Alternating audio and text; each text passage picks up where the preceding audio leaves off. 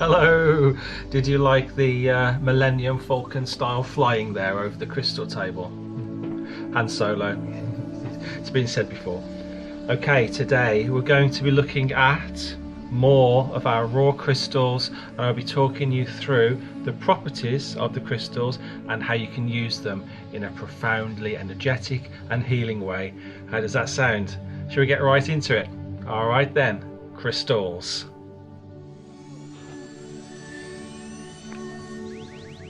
Still in the Millennium Falcon here. Let's fly down to this lower shelf and have a look at these beautiful crystals in a box. They come in the box and they're such good value for money. And please remember that all our crystals are ethically sourced. Firstly, let's take a look at this beautiful citrine bed. Look at all those crystals sparkling as I move the crystal round on the turntable. Citrine is known to be the stone of abundance. It brings in an abundance of good energy and wealth into your house. And one of the things you would do with citrine is you would place it at the furthest most place at the back of your house from the front door on the left hand side. For a lot of people that's the kitchen. If you go to the furthest left hand side of your house from the front door, that is the wealth corner. And if you place citrine in this corner of your house, it will bring exceptionally good energy into your household. Obviously we tend to think of wealth as money. That's how we've been conditioned to think. But wealth in this sense includes money, certainly, but also a wealth of spiritual goodness as well. Citrine, the crystal of abundance. Abundance of positive energy.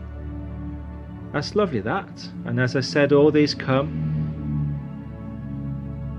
in a box, which is a bonus really.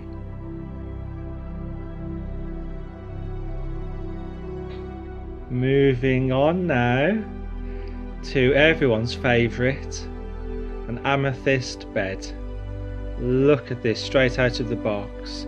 What's really nice about this one is firstly it's really dark, especially to the centre, which is great when you're buying amethyst. You want it to be as dark as possible really. But also, can you see the bottom middle there? There's actually something like a spirit quartz growing through it, which is a bit special, isn't it? Look how it twinkles as I turn it round on the turntable. Amethyst is known to be the stone of good, healthy sleep. Helps you to rest and heal whilst you're sleeping. But what's particularly nice about it is some stones that help you to sleep actually force you to sleep. So in a wide awake state, they start to make you feel a little bit drowsy and sleepy. But amethyst won't do that. It will only help you to sleep when you want to sleep. And in the day, when you're around amethyst, especially a nice big piece like this, all it does is gently lift your spirits. So a good all-rounder there for your daytime and your nighttime states. Beautiful, very dark amethyst bed. Nice.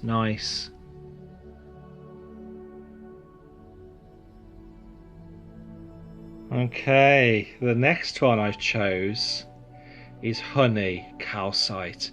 You can see why they call it honey calcite. Look at those colours, like you've opened a pot of honey.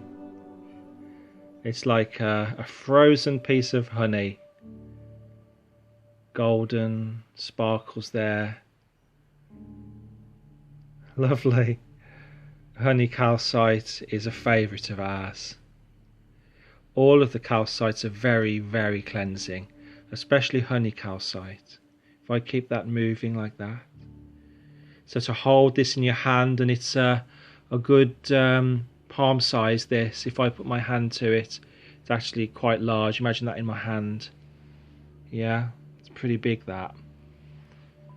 It cleanses your auric field. It makes you feel very beautiful inside.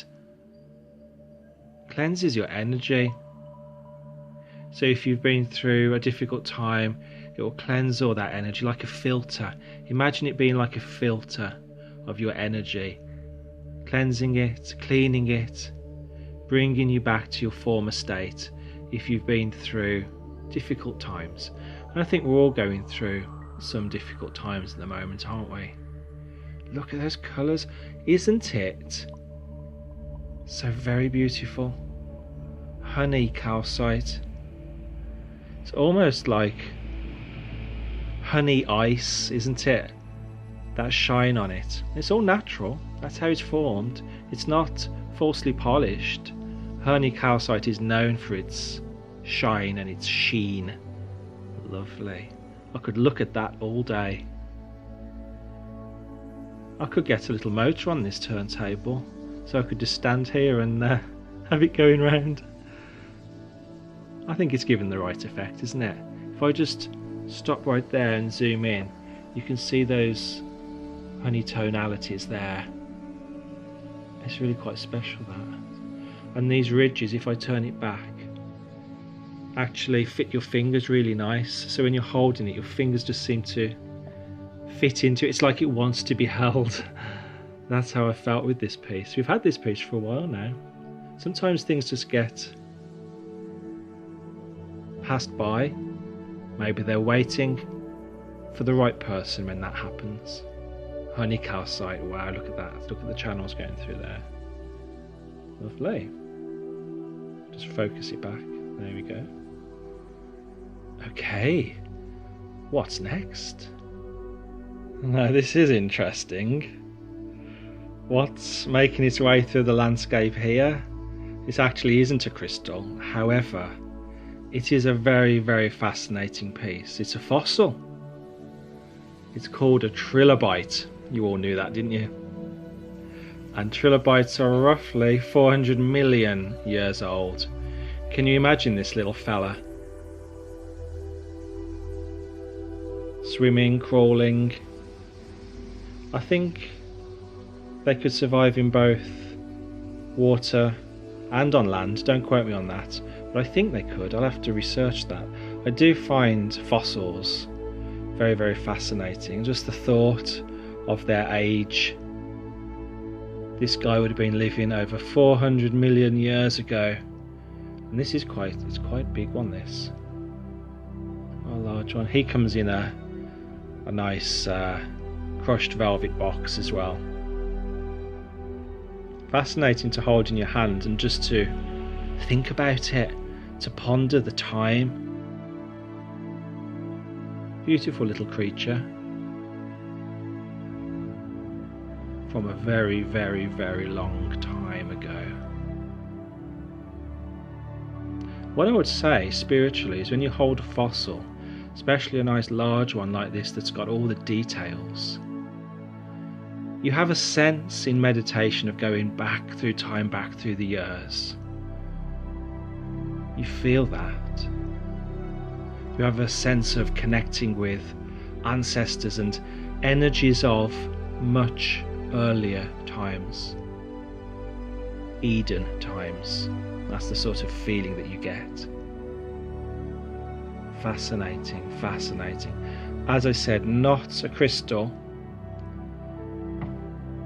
but a piece that is wonderful nonetheless. We had quite a few fossils when we were in Shrewsbury, because Shrewsbury was where Darwin grew up and lived and studied. So we assumed it would be a good thing to have fossils, but no one ever bought them. It was just like, oh yeah, Darwin grew up here, whatever. It was really that sort of an attitude. It was really strange. There we go. You might want to give him a name.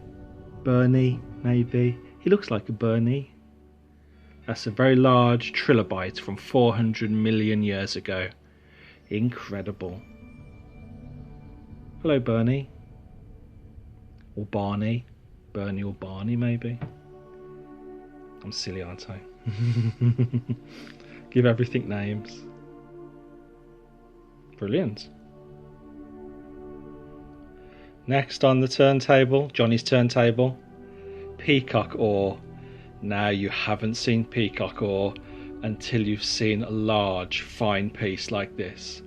As I turn this round, hopefully you should start to see the colours reflecting. Blues, purples, pinks. It is quite incredible. Peacock ore is so pretty. There we go. I'll keep it turning around slowly so you can see the detail. Again, one that fits in the palm quite nicely. Peacock ore is all about strength and confidence. Gives you a sense of inner empowerment. You can see why as well when you look at peacocks. I don't know whether you've ever come across a peacock. I was somewhere, I think it was Blenheim Palace once, and there was loads of peacocks there. And I was videoing this peacock as he was coming towards me. And it was when video cameras first came out. And I didn't realise that the video camera made everything look like a long way away. Oh, look at the colours there. That's it. That's what we need. The light bouncing off it at the right angle. And as this peacock was coming towards me, I noticed that he stopped. And I thought, I wonder why he stopped. Has he noticed me? And then I looked over the top of the camera and he was right up to my face. It was like, oh no, one of those moments. What's he going to do? And I thought, what is he going to do? So I slowly stood up and moved out the way, and then he carried on walking. He was literally saying, look, you're in my way, I'm trying to get past.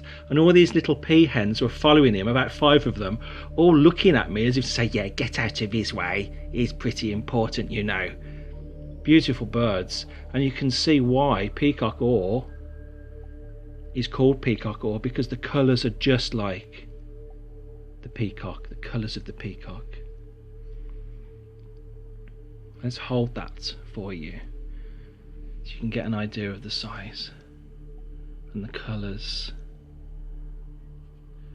And with peacock ore, what you want is for the colours to go all the way through like that, not just a sliver of colour on one side. Yeah, that's great. That's just how you want it. If I get it in focus there, look at those colours. Look at that peacock. If I go and have a look at a peacock feather now and compare it, remember that colour? Can you remember that colour there? Okay. There we go, we're at Fairy Falls now. Look how the colours are identical. Brilliant. Brilliant. If I pan out, you'll probably see the odd fairy. Oh, hello. She's very happy. Well, they're all very happy, really. These two are friends down here. They do everything together. Hang on, we're getting off subject now. We're getting off topic. The little fairies are drawing my focus. Okay. Oh, look at all those. Brilliant. Brilliant. Actually, whilst we're on the subject of peacock ore, look at the size of this one. This doesn't come in a box. Actually, it could. It could come in a box if you wanted this one. I'll swap one of the others out. Someone's beeping outside. Someone's being impatient in this world where we can't actually do anything. You've got to laugh, haven't you? If I turn that around, you'll see this one's more sort of golden and a kind of, there's like a pinky sheen to it all the way through. Look at the sparkles and the gold. Peacock ore, very special. You can see the colours there, the blues, the purples, the pinks. Slightly different colorization to the other one. This probably wouldn't be classed as your atypical peacock ore. However, for me, beauty is in the eye of the beholder, isn't it?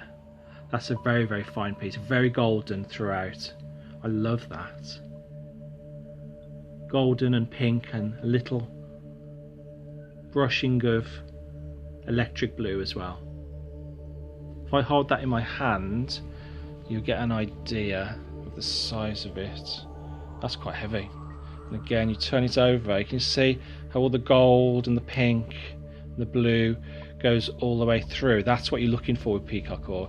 You can get peacock ore where the colour's literally just on one surface, and whilst that, you know, is still beautiful, when you're looking at good pieces and you want to buy a good piece, you want the colour to go all the way through, front and back. Lovely, lovely. That's picking out the gold and the pink there, very nice.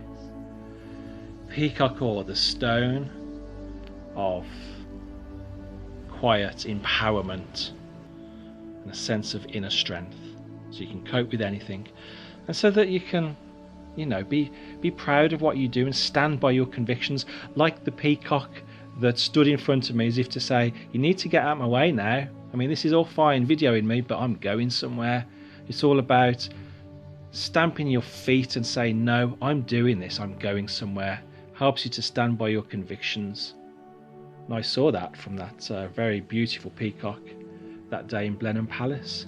Stood by his convictions, knew where he was going, and that was that. Peacock ore.